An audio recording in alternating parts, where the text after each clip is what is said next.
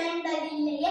துச்சமாக எண்ணி நம்மை தூறு செய்த போதிலும் அச்சமில்லை அச்சமில்லை அச்சம் என்பதில்லையே. பிச்சை வாங்கி உண்ணும் வாழ்க்கை பெற்றுவிட்ட போதிலும் அச்சமில்லை அச்சமில்லை அச்சம்